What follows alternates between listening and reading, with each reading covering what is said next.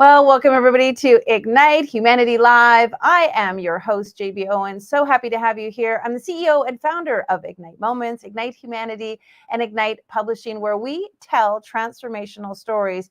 And really, it was in storytelling that started all of this and was the preface to Ignite Humanity Live. I've been publishing stories now for quite a few years, and we're all about Ignite Moments stories. Now, if you don't know what Ignite Moments story is, let me share with you. Every single person on the planet has an Ignite moment. In fact, they have multiple Ignite moments. And those Ignite moments are those times in their lives where something phenomenal has happened to move them forward in a new direction. Now, some people's Ignite moments are difficult and challenging. Some people's Ignite moments are awakening and inspiring. But ultimately, everyone's Ignite moment helps them become a better version of themselves. And this whole show is inspired by individuals that I have met throughout my journey that have had incredible Ignite moments that have pushed them forward to do something to help humanity. We, as a publishing house, have multiple books. We have over 19 books in our catalog of amazing Ignite moments. Over 700 authors have come through our portal telling us about their Ignite moments and publishing them to become international best-selling authors. And as a publisher and listening to all of those stories, and seeing how impactful they are and realizing how healing and transformative and changing and connecting they are, I really had that idea moment, that Ignite moment that said to me, do you know what? Our stories are what bring us together. Our stories are what change us fundamentally on a cellular level. When we tell our story, we absolutely transform our lives. And I literally had the epiphany that Ignite moments and heartfelt stories and authentic sharing and real life, true connection between other people through our human experience is absolutely going to ignite humanity. We don't need more policies. We don't need more bureaucrat. We don't need more fighting between governments. We don't need any more implementation of restrictions or things that are exactly formatted around an algorithm. What we really need is to come together as a humanity. We need to come together and see not our differences, but our similarities. We need to realize that each and every person on the planet is more like us than we think. And in fact, our human experience of perseverance and dedication and resilience and all those brave and beautiful things that we do as human beings, that's actually what brings us together. When we hear another story of someone else who has overcome a hardship, who has made it through a difficulty, who has come out on the other side with wisdom and knowledge and learning that has made them a better person, we lean in, we listen, and we actually identify their experience with our own. We find the similarities. Our brain searches for, you know what, they're just like me in a lot of ways. And that creates camaraderie. That creates connection. I have said that, if you put two men in a room and they both shared how they'd lost a son in the war, and then they stood up to realize and hugged each other out of compassion and support, only to find out that one of them was from the opposing country that they were at war with. Their story brought them together more than any other thing. And that is a powerful, powerful tool that I truly feel that we need to utilize as human beings to connect with one another, to understand one another, and to have compassion for one another. And that will heal humanity. Now, I know it's wishful thinking and we're all super busy. And many of you could be saying, yeah, JB, that's a pipe dream. And, if you only knew my life. But what I want to do each and every day is come into your home and share a little bit with you, or maybe into your car, or maybe into wherever, maybe you're on the beach listening to this or watching this, wherever you are in the world.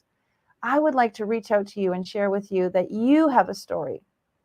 You have something really valuable inside of you that can benefit other people. And by sharing your story, you allow people to understand you on a deeper level. I strongly believe that every single person on the planet deserves to be seen, deserves to be heard, and deserves to feel like they belong. And when you share your story, you awaken that feeling of belonging. And that's what we're here to do for you today. So sit back and enjoy as we welcome our guests. Today is all about connection. Every day on Ignite Humanity Live, we have a theme, and today is about connection. So we're going to give you ideas and strategies and ways to enhance connection. And I've already showed you Ignite Moments is the first step towards that. Finding that authentic story within you that you can share with others to help them feel more empowered about themselves. That's one way to build incredible connection. And of course, I'd love to invite my guest, Miss Cindy Tank Murphy. I'm going to read her bio. She's a best-selling author, international speaker, and mental health advocate. Cindy offers a unique perspective on the much-needed conversation around overcoming the grief from suicide and the mental health epidemic around it. Trained in mental health first aid and certified in QPR, a suicide prevention technique, Cindy believes we can eliminate the stigma associated with mental illness through awareness and open dialogue that will ultimately save lives. She provides support and professional coaching through her multiple platforms. And guess what, folks? Her phenomenal book is The Strength to Live, comes out next week, January 27th, 2023. She'll be launching her incredible, and I've read it, I've helped publish it, I endorse it. It's phenomenal. Welcome to the show, Cindy Tank Murphy. Hey, girlfriend, how are you? I'm great, JB. Thank you for having me. So wonderful to be Happy here. to have you here. I know, ditto. I feel the love. I feel the joy. It's a blessing to have you here because, you know, you and I have been working together quite extensively to support you in bringing forth this really important book. And we'll tell the folks more about it. But before we get there, let's just give them a little bit of background on you. Share a little bit about, you know, what are the highs and lows, the goods, the bads, the fun stuff around Cindy? Well, I am a mother of two daughters. They're actually, can officially say they're adult children now, Wow. which is amazing. Like, wow, right? I have an 18 and a 21-year-old. I've been married to my husband for, it'll be 27 years this year. We've known each other since we were very little. Grew up 3 together. years old. Yes, I know. That's awesome. Yeah, we were talking about that a little bit earlier, but you know, I live in the Chicago suburbs, and I was born and raised in a very small rural town in Iowa. And so, you know, my background was always kind of dripping these little ideas. I'll say to myself, you know, I had an idea of writing a book several years ago.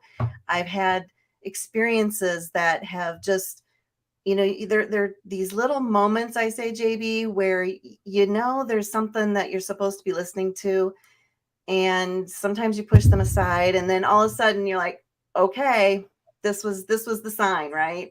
So I've just had that experience throughout my lifetime, and I don't know if you want to get into my Ignite moment right away, Well, but I do because, well, I love that you admit that because many of us, we don't necessarily listen to those nudges and we don't yeah. necessarily follow them. But, you know, I really want to say congratulations. You had the aspiration to write a book on a difficult subject matter. We're talking about overcoming grief from the loss of suicide.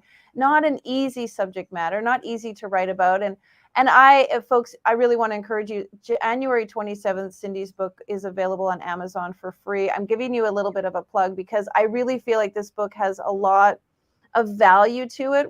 I've shared this with you. When we first started working on your book, Yeah. I wasn't sure the content. I wasn't sure, like, you know, this is a tough subject matter. This is that taboo thing that people don't want to talk about. People don't want to talk about suicide. They don't want to talk about overcoming it. They don't want to talk about, you know, how to deal with it. But working with you over the last few months, it's been such a joy to realize that this kind of information is so valuable to everyone. And I really want to say that wholeheartedly. You know, you converted me into an advocate to actually support individuals who are struggling with this, dealing with this, overcoming this. And I just want to say, for all the thousands of people who are watching, like, bravo to you for your bravery and your resilience. And I know I said it's been a few months, but folks, it's been over a year. Cindy's really been working on this, her heart and soul, and that makes it magical. I often say the longer you work on a book, the better it becomes. But so there was some things in your life, there were some challenges, and this is really what Ignite Humanity Alive is about. Let's get deep, let's get honest, let's get authentic. There were some things in your life that pushed you and pulled you forward to writing this book. Do you want to share? Sure. Yeah, definitely. You know, I always like to say this book chose me. The topic chose me. I would not have, you know, 20 years ago when I had the idea of writing a book, and if someone would have said, well, you're going to write about suicide and overcoming the grief of it and mental health and dealing with it in your family, I would have said, honestly, I would have said, oh, no, no, thanks. I would have said maybe something a little stronger than that too. Um, but, as I said, there were these life moments. In fact, starting from the very young age of 9 years old, the very first time I knew someone that died from suicide was my elementary school principal. And I remember vividly at that age of 9, just thinking, how could anyone want to end their life? And it really stuck with me. And little did I know at the time when I was 9 that my own father, had already had a mental breakdown and had suffered because he was drafted into Vietnam. And, we have so many veterans that are struggling, Yes, but you do. little did I know that he had already experienced something like that. And it wasn't until, again, several of these moments, dealing with my own father's mental illness, understanding it to the point of him having another suicidal episode when I was in my teen years, and ultimately losing him in 2014 to suicide. And so that was really the gut punch. I never envisioned losing him, even though I knew he had some major struggles throughout his lifetime. It just never, he would make the comment. I lost a cousin to suicide as well, and he said that he couldn't imagine anyone doing that to their family, and yet here he was struggling himself. Mm-hmm. And then fast forward just a few years after losing my father, and in fact, even before that, I saw signs of struggle within one of my daughters. Both of my daughters actually deal with anxiety, but the pressures of understanding the severity of the issue really helped me understand when my daughter, my oldest child, I could tell was starting to have just a withdrawal, dissociation, a lot of the symptoms that go along with, depression and anxiety. And I knew at that point I needed to sit down and have a real honest conversation with her. And I was scared to death. I mean, as any parent would be. No one wants to ask their child if they're thinking of ending their life. But it was that conversation that I had to have, and ultimately found out that was the breaking point that she actually shared with me. Yeah, Mom, I do, and I have a plan of how I want to end it. And so, fast forward, Well, about you four, write five. just I just Yeah. want to say you write Hmm. about that moment, that really powerful moment between you and your daughter and you having that conversation with her. Yes. You write about it really beautifully in your book. And what I appreciated so much is, again, the calmness and the bravery that you had to ask her, not accuse her or, shame her, but just really ask her. Yes. And then Yes. also have a plan and a willingness to help her and support her, again, not get upset or blame her. And I just really want to say, for all the parents who are listening, Yeah. it's a really vital conversation to have, and Cindy shares about it really beautiful. Keep going. Oh, thank you, JB. And you're right. I mean, the teenage years are tumultuous no matter what, right? I mean, it's very difficult for a parent to understand or even disseminate between, is this normal teenage emotions, or is there something more complex going on here? And especially like for my daughter, she hit it very well. And most people that are dealing with a mental illness and these perpetual thoughts and ideas going through their heads about how they'd be better off, being gone, not being here in this world. And it really is a disease. I just want Mm-hmm. to really emphasize that, um, I have really studied this subject, and I understand it from a perspective of the people that are living it. Um, but that is something that I feel like we as parents, we tend to be in denial. We don't want to think that that's happening to our child. And yet I know so many parents who will say to me, I had no idea. and they've lost a child, and I've had Mhm. no idea they were struggling. I felt like it was regular teenage drama. So we have to bring this subject up. We have to talk about it because it is a disease. It's easy to connect the dots when you realize this isn't something shameful. This isn't something that needs to be hidden. This is an illness. And I won't get into the specifics because there, of course, are many reasons why people take their lives. But we can all agree that the majority of people that are in that position of wanting to take their life or end their life have some sort of mental instability taking place. And so when you can look at it from the same perspective that you look at, for instance, someone that has untreated or undiagnosed heart disease, it can lead to a heart attack. I like to say that untreated and undiagnosed mental health or mental illness can lead to suicide. It is an Mhm. effect of the disease. And so when you take that shame and that guilt and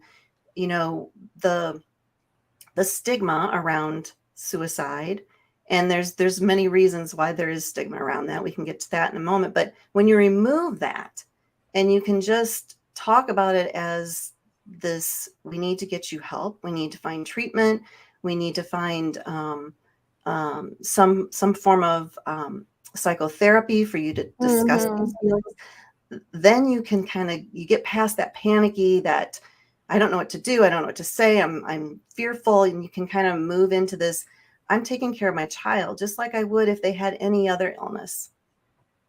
I think it's really a valuable point, and you bring up so many things that many of us, if we haven't been exposed to it, we're really not conscious and aware of. And what I appreciate, and really the precedent of this show, is that people can see and hear and listen to you and feel inspired, because if Cindy can do it, I can do it. If Cindy can get through it, I can get through it. If she can learn from it, I can learn from it. And that really is these pivotal shifts that we want people to realize, that there are ways to pull yourself forward. There are ways to ask for help. There are ways to find um, a light at the end of the tunnel. And I know that's very cliche, but a light at the end of the tunnel. And so you've taken this, very difficult experience, Hmm. and now it's become a bit of your mission. A lot of your mission. It's really Yeah. become part of your platform. It's become how you're an advocate. And so, with the spirit of connection being today's theme, can you share a little bit about how we can connect with each other more? Because, again, a lot of mental illness and the results of mental illness are triggered by loneliness, Hmm. isolation, ostracization, all of that. So, let's talk a little bit about how we can take what you've learned and learn from you ways that we can help ourselves and help others. Yeah. So that's a wonderful segue because I've always known that I've been a good connector, but I didn't realize that it could be used in such a profound way in helping people. So one of the chapters actually in my book, The Strength to Live, there's a chapter all about, and I title it Empathy. And what I mean by that is when we can connect with someone on a level where we step into their shoes, not on just a sympathy, I feel sorry for them, or I'm, in a judgmental state, but in a true, I can step into their shoes. I'm going to try to make myself understand their situation. That's very powerful. And so one of the things that we can do in connecting with people is we can always show up in a very authentic way. And when we notice people around us that just seem to have maybe a struggle going on in that certain moment, I've been in an airport and witnessed a woman, frantic on a phone call with her mother. And I stepped in and I just said, "Is there something I can do to help you?" And I know that sounds like a really, like, why would you do that to a complete stranger? But there are moments where you're called to do things in life. I truly believe this. And we know it, we feel it, we sense it. We are in the presence of it. And so many times it's very easy for us to just say, "You know what, that's not my business. I'm going to step away. I can see there's something bad going on over there, but I'm not going to deal with it." We're actually supposed to, as human beings, connect and reach out and offer support. I like to Yeah, say, you have a great story also. You told me, sorry to cut in, about when you were in a coffee shop and there was a yeah, gentleman in the coffee shop and you just could tell that he just really needed something and mhm, you yep. just offered to be there. Share a little bit about that and then share a little bit about the gentleman outside. I mean, I love your stories. Yeah, okay, so the coffee shop, this one happened probably within just a few weeks after my father passed. And so I was very hypersensitive. And I think that's a really fine, a very important point to make about people that have lost someone to suicide. We have a heightened awareness, and there's just a new lens that we have on ourselves, as we're looking at other situations. And so I was sitting and talking to my husband at a coffee shop, and there was a gentleman sitting to the right of us, and his facial expressions, the way he was sitting, I just could tell he was not in a good place. And I stopped my conversation with my husband and I turned to him and I just said, I don't know you, and I'm sorry to interrupt you, but I just want you to know that you know I care about you, and I can tell that something may be bothering you, and I just lost my father, and so maybe that's why I'm a little bit more emotional about it. But I just wanted you to know that I recognize you're struggling, and I hope that you're okay, and that you have a support system. And that's all I had to say. And he just kind of, whether he blew me off and thought I was, a little strange to be doing that, or it actually could have really made a big difference. I'll The never one know, thing he but absolutely needed, right? It could have been, yeah, and we don't know that. We we don't don't know, know. but it could have. And if you wouldn't have done it, it definitely wouldn't have. But the fact that Yeah, you did do it, it definitely could have been. And so we love yeah, to share strategies and tips on the show. And in the spirit of connection, of course, we just want to encourage you that because you have a sense, every one of us has a sense, and you know when someone is really struggling. And then you have that sort of polite, I don't want to be a bother, sort of like social limitation that comes on you that makes you not help them. But, Cindy's story is a perfect example of how we need to help or at least offer an opportunity to support somebody when we feel it, when we have those instincts. Yeah, fantastic. Thank yeah, you. And you have one other really great story about a homeless person that you met. yeah. I noticed after this is again after I lost my father to suicide that I had a different view of looking at homeless people. And I could just see the pain and the suffering on their faces in a different light. I think so many times we as humans we want to walk by and not give them eye contact because we're uncomfortable. But I just now look at that so differently. And when I see someone on the street, I try to help in any way I can, but most importantly is just to say something and acknowledge Mm-hmm. them. I mean, we all have when we talk about connection, it's all about us being seen, being heard, being understood. I mean, Yeah. those are just basic principles of humanity. And when you're walking across along the street and there's someone sitting on the side and everyone's ignoring them, imagine how isolating that is, on top of the fact that they are feeling shame, feeling guilt, feeling, having probably some sort of mental illness. And so I just find it's very important to say hello, to say, God bless you, offer some Mm-hmm. sort of caring, whatever if you're spiritual, if you're not, hello, how are you doing today? I'm sorry that you're, in this situation. It can make a difference. And the gentleman Yeah. that I met, he started to tell me his whole story about where he slept at night, how he picked up construction jobs. And when it comes winter, I asked him, what do you do in the wintertime?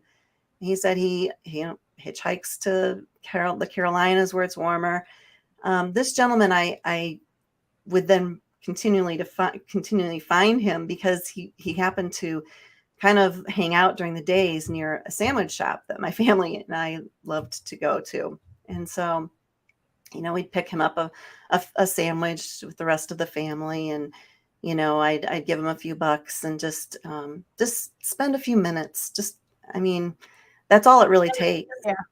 And a massive impact just a few minutes takes. Just acknowledging. I mean, we all know when we bump into somebody, if we just smile, it's a whole different vibration than if we frown or if we look away. And so just a few seconds makes a really big impact. You and I could talk for hours. This subject is so important. We have not even touched the surface, and already our amazing time is coming to a close. I definitely want to have you back on the show because I think there's so many other layers to this that we can unfold. You have so many great stories.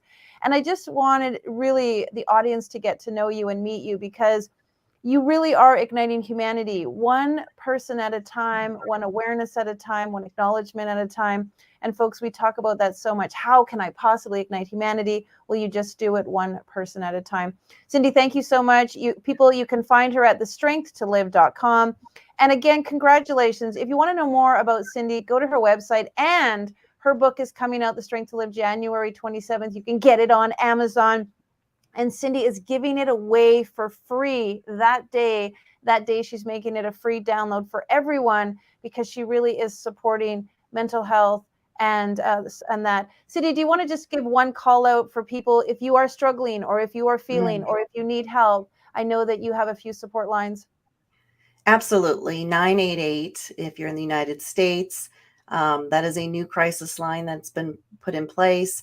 You can also go to my website. I have an entire page with crisis support for different individuals. And you can find, if you're in a different country, you can find a website that'll also list any of those resources. But, ultimately just tell someone.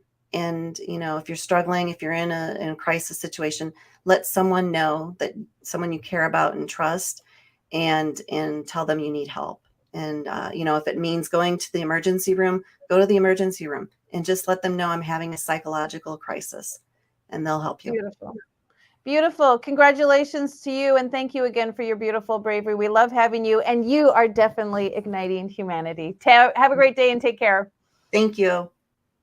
Well, as you know, everyone, we want you to have ideas and strategies and tips on how you can ignite your life. And so you can go to our website and watch this recording and all the other recordings of all of our shows. Go to ignitehumanity.life/watch. All you need to do is sign in, and you have free access to everything. We don't sell you anything. We don't ask you for anything. We just want you to show up and watch the many videos about the Ignite moments of our incredible friends and associates.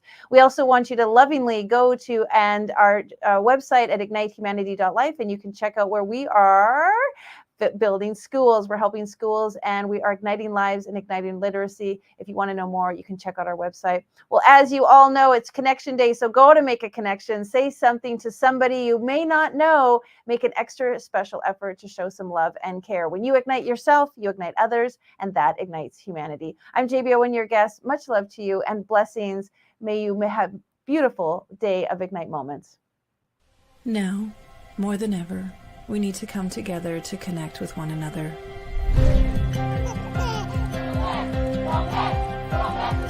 We need to feel the truth in who we are and let go of everything that's happened in the past. We need to empower every person on the planet and awaken hearts, enliven souls, come together, laugh, play, rejoice, connect, create, and love.